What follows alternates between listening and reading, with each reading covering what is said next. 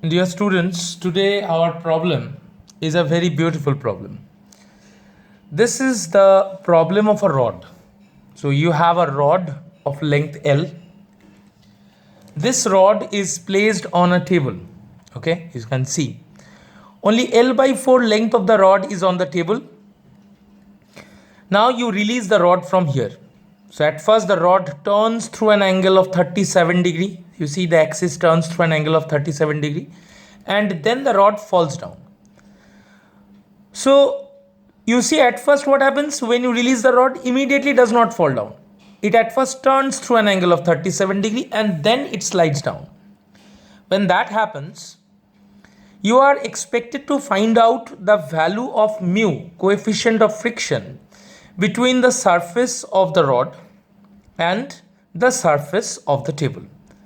So the first step that you need to follow in these questions is you have to draw the free body diagram. Let's do that now. Okay, so you please see the free body diagram. Weight of the rod is acting from the center of gravity mg. In this direction mg cos 37, mg sin 37. This is the point of contact between the rod and the table, so normal reaction. And when the rod tries to slide down, there is a force of friction, limiting friction, acting in the upward direction, trying to stop the motion of the rod. So these are the various forces. What is the most interesting thing? Most interesting thing is that you see this center of mass C, it rotates in a circle. And what is the radius of that circle? L by 4. Okay. And this particular point is that point P, the pivot. Okay, about that point, the center of mass of the rod is rotating in circular path. So as it is rotating in a circular path, it has some angular acceleration alpha. So the tangential acceleration at any point, at this particular point, I can say alpha into L by 4. This is the rate at which the speed of the rod is increasing. And omega square L by 4 is the centrifugal, is the acceleration due to centrifugal force. And this acceleration is experienced by an observer who is sitting on the center of mass. So you have to sit on the rotating frame in order to experience the acceleration due to centrifugal force, because what do we know? That centrifugal force is a virtual force or pseudo force. Now let's proceed with the analysis. Now when we proceed with the analysis, our first step, step 1, is to calculate the moment of inertia of the rod about the point P. So step 1.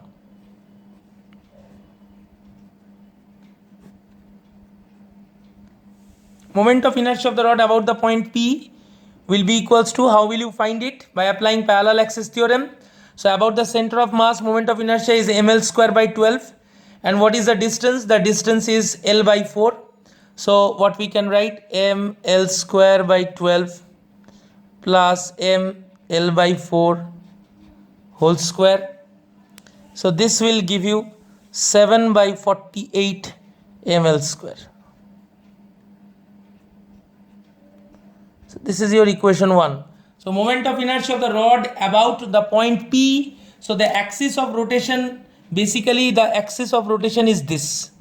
So about this axis, this is the axis. Okay. So through the point P, the axis of rotation is passing like this. So about this particular axis, the rod is rotating. Okay.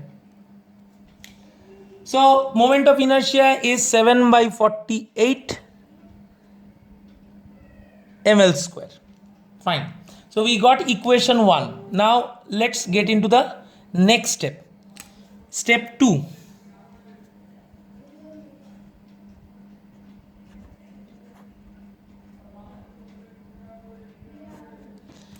Your step 2 is find torque. Who is providing torque? Torque is being provided by mg cos 37. See the perpendicular distance L by 4. Mg sin, the rod is a very thin rod. Okay, it's an ideal rod, so radius is negligibly small. So mg sin 37 is almost acting from the point P, contributing to no torque. Normal reaction, force of friction, all are acting at the point P. So no torque contribution by them. So mg cos 37 multiplied by L by 4 will provide the necessary torque to rotate the rod. So what we can write? we can write tau net equals to IP into alpha, or mg cos 37 into L by 4 equals to 7 by 48 ml square alpha. Okay, so I can cancel m, L, 1L, 4, this will be 12. So, or g cos 37 is 4 by 5, so 4g by 5 equals to 7 alpha L by 12. From here we get alpha L equals to 48g by 35. So this will give me equation 2. From here I can also find out the tangential acceleration alpha L by 4. So let me do that. Alpha L by 4 equals to 12g by 35. So this is my equation 2.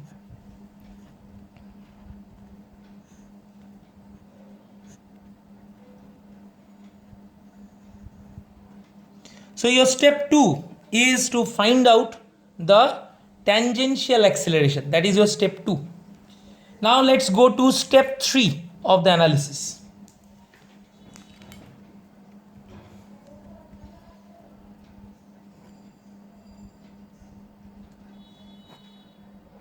Step 3. Now let us apply energy conservation principle. If you apply energy conservation principle, you see what is happening. The center of mass of the rod is lowered by a distance x. So how much is x? So by ECP, what we can write by energy conservation principle? Loss in gravitational potential energy of the rod due to lowering of center of gravity is entirely converted into rotational kinetic energy of the rod, because the rod is only turning. The rod is turning through an angle of 37 degrees. It is not translating. So entire loss of gravitational potential energy is converted into rotational kinetic energy of the rod. So what we can say? So from here we can write mgx equals to half IP omega square. Omega is the instantaneous angular velocity. So mgx, what is x? Let us see x. See, in this particular triangle, if you take a perpendicular, drop a perpendicular here, that will be x. So sine 37 is x by L by 4.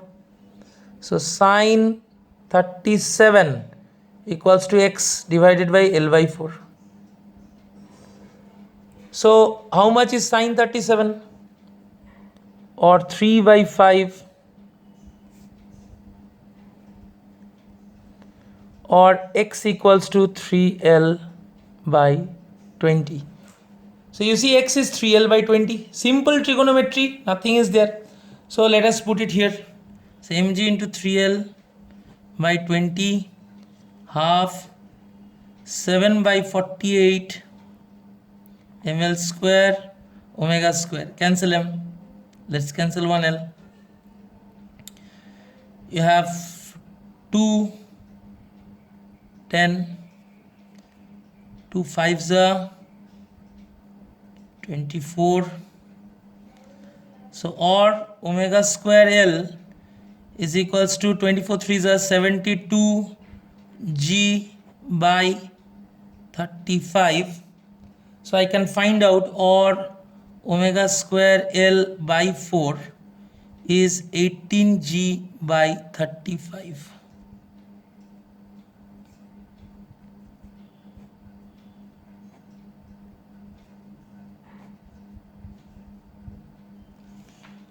So this is our step 3. So step 3 of the problem is like this, where we found out the centrifugal acceleration. That is the step 3 of the problem. Because of the centrifugal force, there is a centripetal acceleration also, of course, because the rod is rotating. So what is the value of omega square L by 4? That's what we found out in our step 3. So now we know the tangential acceleration and the centrifugal or centripetal acceleration, the value, both values we know. Now let's come to the forces. So now we will go to step 4. Let's see step 4.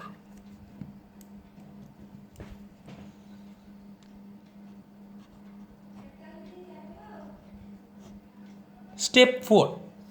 So in step 4, you see here, mg cos 37 is acting tangentially to that circle at the point C dash. And normal reaction is acting exactly in the opposite direction. So resultant of these two forces shall provide the net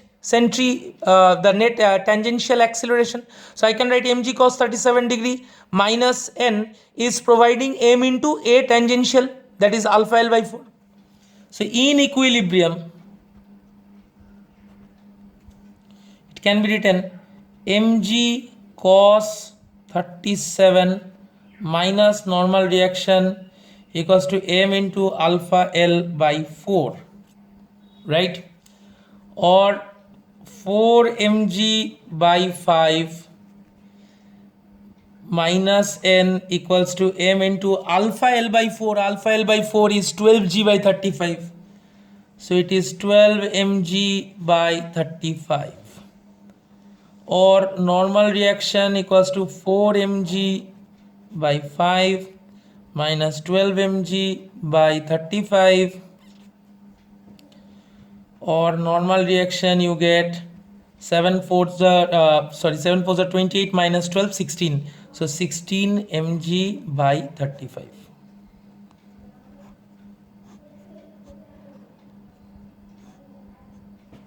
So this will be your equation 4. So you found out the normal reaction. So how much normal reaction is acting, that we got. And let us now come to the last step that will help us solve the problem once you know the normal reaction. So step 5.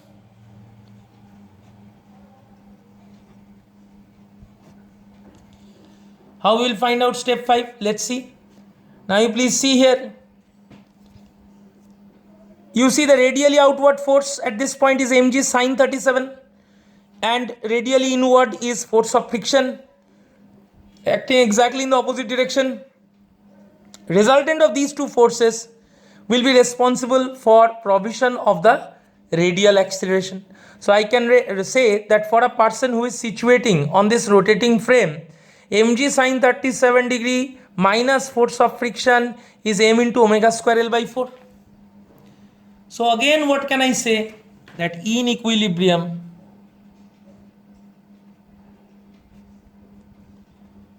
mg sine 37 degree minus the value of frictional force is mu times normal reaction is equals to m omega square L by 4, or 3 mg by 5 minus mu into n is this, so 16 mu mg by 35 equals to m into omega square L by 4. What is omega square L by 4? Omega square L by 4 is this.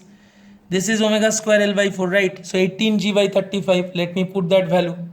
So it is 18 mg by 35. So I can at first cancel off all mg. Now 5 can be cancelled. 7. So or 16 mu by 7 equals to 3 minus 18 by 7. So or 16 mu by 7 equals to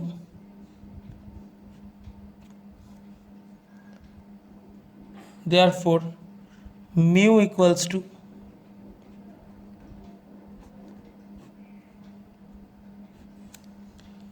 so we got the final result. So what is the coefficient of friction? The coefficient of friction between the rod and the table is nothing but 3 by 16. So this is your final answer. This is your final answer. So what have we basically followed? These are the 5 steps that we followed in order to solve the problem. So step 1 was finding, let me summarize the whole steps. You see, step 1, find moment of inertia of the rod about the point P. Step 2, find alpha L by 4, A tangential equals to alpha L by 4 using tau net equals to IP alpha. Then step 3,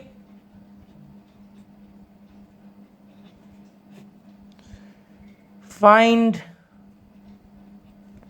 AR omega square L by 4 using energy conservation principle. This was step 3. What was our step 4?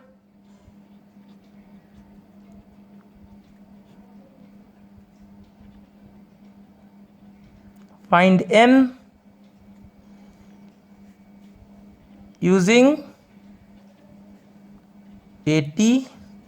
And finally step 5,